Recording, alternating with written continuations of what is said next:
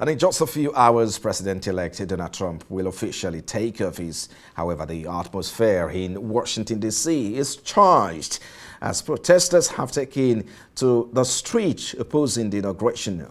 Many are voicing their disapproval of Trump's policies. This historic inauguration coincides with Martin Luther King Jr. Day, adding another layer of significance to the event. Our correspondent, Jemima Boloko, is on ground to bring us the latest.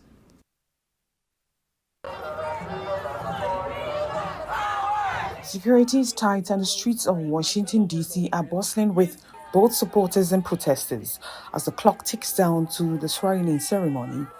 The city is a mix of anticipation and tension. Some protesters have gathered to express their opposition to President-elect Trump's policies, including those on immigration, LGBTQ rights, and abortion. Trump has got to go! Hey, hey! Ho, ho!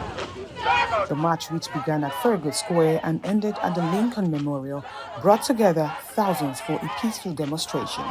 Protesters carrying signs and chanting messages of hope and resistance.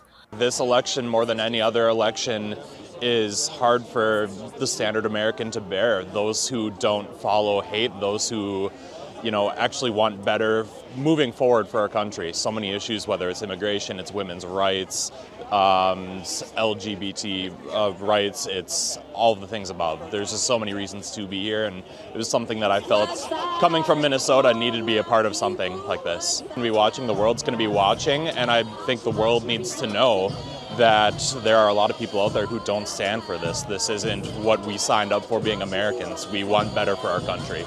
We've been seeing a lot of racist, transphobic, xenophobic fear-mongering and rhetoric from the right and also from some Democrats as well. And when we see that, we have to instead choose solidarity with each other. Let's be good ancestors and protect democracy. Stop the bombs!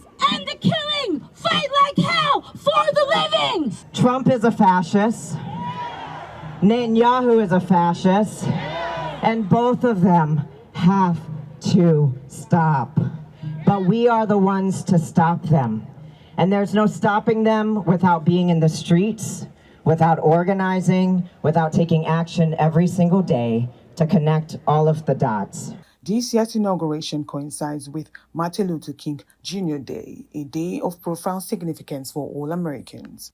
I have the audacity to believe that peoples everywhere can have 3 meals a day for their bodies, education and culture for their minds, and dignity, equality, and freedom for their spirits.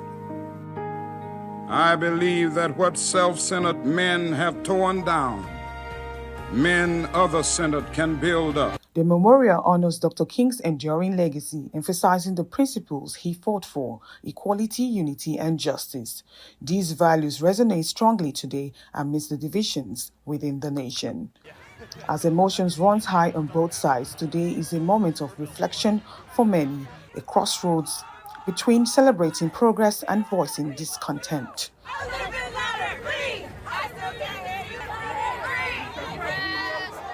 President-elect is expected to visit this memorial as part of the inaugural events, paying homage to Dr. King's contributions.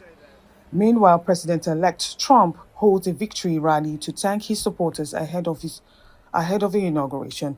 As these two historic events unfolds, the inauguration and Martin Luther King Jr. Day, the nation watches closely. Trump has reiterated his promise to begin cracking down on illegal immigrants as one of his first actions in office. Bustling with activity as preparations are underway for what promises to be a historic event. The streets are lined up with supporters and protesters alike, all awaiting the swearing-in ceremony in less than 48 hours. Now, this year's inauguration coincides with Martin Luther King Jr. Day.